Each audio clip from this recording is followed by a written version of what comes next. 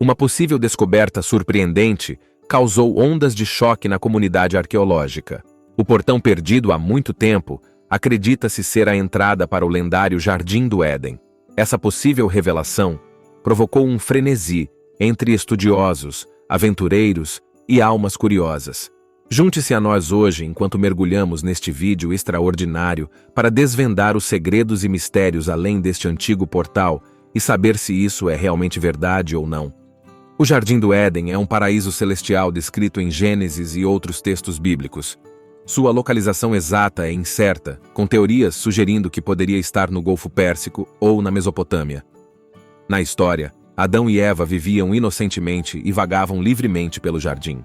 O Éden está ligado a mitos antigos e representa um paraíso perfeito. Referências ao Éden podem ser encontradas em outros trechos da Bíblia. Alguns cristãos veem o Éden como uma realidade atemporal, que influenciou a história do universo, separada pela queda atemporal. Esse conceito é apoiado por teólogos e se inspira nos primeiros pais da Igreja. Na história da criação, Deus preparou o Jardim do Éden como lar para Adão, o primeiro homem. Deus fez vegetação e a regou com um nevoeiro. Deus plantou duas árvores importantes, a árvore da vida e a árvore do conhecimento do bem e do mal. Adão foi encarregado de cuidar do jardim e foi proibido de comer da árvore do conhecimento. Adão não conseguiu encontrar um companheiro adequado entre os animais, então Deus criou uma mulher para ele. Querubins foram designados para guardar o jardim. No entanto, Adão e Eva desobedeceram a Deus, comendo o fruto proibido, enganados por Satanás na forma de uma serpente. Como consequência, eles foram expulsos do jardim, com querubins e uma espada flamejante guardando a entrada. A disposição exata do jardim é desconhecida, mas provavelmente tinha colinas e 4 vales de rio. A presença da espada flamejante sugere um paraíso guardado e inacessível.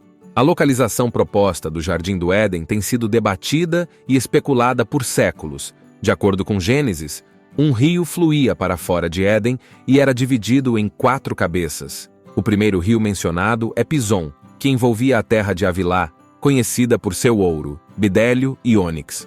O segundo rio é Giom, que circunda a terra de Cuxi. O terceiro rio é o Tigre, que flui a leste de Assur, e o quarto é o Eufrates. Várias sugestões têm sido apresentadas sobre a localização do Jardim do Éden. Alguns acreditam que poderia ser encontrado na cabeceira do Golfo Pérsico, onde os rios Tigre e Eufrates se encontram com o mar. Outros argumentam pelas terras altas da Armênia ou o Planalto Nacional da Armênia. O arqueólogo britânico David Rowe sugere o Irã, especificamente perto de Tabriz, mas os estudiosos não aceitam amplamente essa visão. Curiosamente, diferentes grupos religiosos propuseram suas próprias localidades para o jardim. Os primeiros líderes do mormonismo acreditavam que ele estava situado no condado de Jackson, Missouri. A Sociedade Panaceia, no século XX, afirmava que era em Bedford, Inglaterra. Até mesmo houve sugestões de que Jerusalém poderia ser o local do Jardim do Éden. Durante sua terceira viagem às Américas, em 1498, Cristóvão Colombo pensou ter chegado ao paraíso terrestre ao avistar o continente sul-americano. De acordo com a narrativa bíblica, Deus plantou um jardim em Éden, também conhecido como a Zona do Paraíso.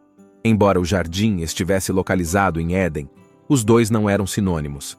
Éden significa paraíso, e o próprio jardim estava situado dentro desta região paradisíaca. Não se sabe ao certo se Éden era exclusivamente o jardim ou se abrangia uma área maior além dele. Com base no uso subsequente do termo, acredita-se que Éden se estendia para o leste, na direção da luz matinal. No momento em que a humanidade foi expulsa do Jardim do Éden pelo portão oriental, as direções foram calculadas, tendo o leste como ponto de partida. O jardim provavelmente estava situado no centro geográfico da Terra. Quando Deus ordenou que as pessoas povoassem e governassem o mundo, a humanidade estava no topo do mundo, com toda a criação diante delas. Um rio significativo saía de Éden, que era um planalto elevado ou uma montanha. Esse rio se dividia em 4 rios menores. Esses 4 rios incluíam o Pison, que fluía pela rica região de ouro de Havilá, e o Giom, que passava pela província de Cuxi.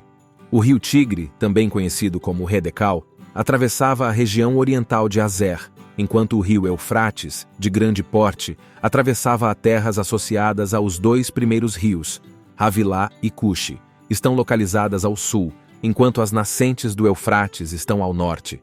O Tigre percorre a área oriental. Devido à imensa remodelação do planeta causada pelo grande dilúvio, é impossível determinar a localização precisa de Éden. No entanto, é provável que a humanidade tenha se estabelecido em uma área próxima ao local onde tudo começou. Como resultado disso, os dois rios que correm ao longo de cada lado da planície de Sinar foram nomeados em homenagem aos maiores rios mencionados nas crônicas de Noé, que foram transmitidas a seus descendentes através da providência de Deus. Essa região em particular está situada em proximidade próxima do centro geográfico das massas terrestres da Terra. Quando Deus queria se comunicar com seu povo, Deus instruía que construíssem um lugar especial onde ele se revelaria. Esse lugar de habitação era uma tenda grandiosa adornada com itens que lembravam o Éden. Os símbolos mais marcantes eram os querubins de ouro colocados dentro e ao redor da câmara interna da tenda. Esses querubins representavam os guardiões do jardim e de suas árvores preciosas.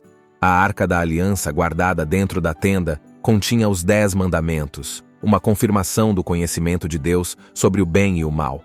Embora os mandamentos fossem bem conhecidos, as tábuas e seu recipiente eram considerados sagrados e não deveriam ser tocados. Fora da câmara interna, 2 anjos dourados conversavam entre si no topo.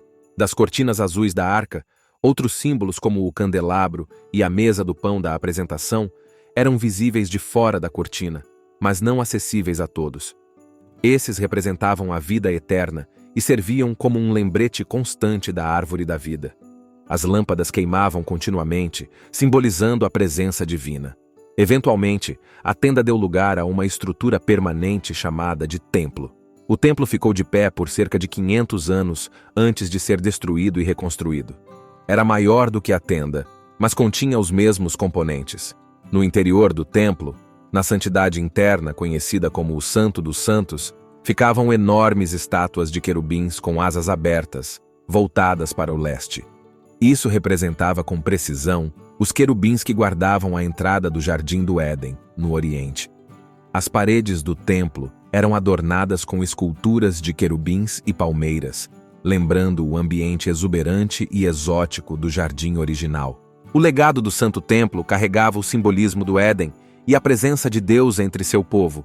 Servia como um lembrete tangível da conexão entre a humanidade e o divino, assim como a vida eterna prometida no jardim. Após Jerusalém ter sido destruída pela segunda vez, a glória de Deus foi levada para habitar no céu. A Arca da Aliança e a Árvore da Vida encontraram seu refúgio lá, protegidos da destruição. Nos últimos dias, quando chegar o dia do julgamento, o povo de Deus habitará onde ele habita. Esse lugar eterno será um magnífico e vasto cubo conhecido como a Cidade de Deus ou a Nova Jerusalém. Os oceanos serão substituídos por rios e a árvore da vida se multiplicará em muitas árvores. Ao longo dos anos, os estudiosos debateram se o Jardim do Éden era um local real ou não.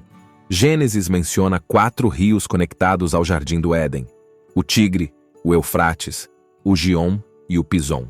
O desafio está em determinar os locais exatos do Giom e do Pison. Os arqueólogos enfrentam ainda os obstáculos adicionais das mudanças na paisagem ao longo do tempo e da ausência de estruturas feitas pelo homem no jardim. A arqueóloga Johnny Bagnes propõe uma solução para o mistério. Ela sugere que o local de descanso de Adão seja o Calvário ou o Gólgota, onde Jesus foi crucificado. De acordo com sua hipótese, a ressurreição de Adão ocorreu quando o sangue de Jesus o tocou. Essa conexão sugere que o Jardim do Éden estava próximo ao Gólgota e possivelmente localizado na Mesopotâmia, com uma relação próxima a Jerusalém. Enquanto a busca pelo local preciso do Jardim do Éden continua, a teoria de Bagnas oferece uma possibilidade intrigante, ligando o Gólgota, a ressurreição de Adão e a proximidade do jardim. Por fim, tudo isso são suposições. Apenas Deus é quem sabe de todas as coisas. O que você achou do vídeo? Comente abaixo o que você pensa sobre o Jardim do Éden e inscreva-se para mais.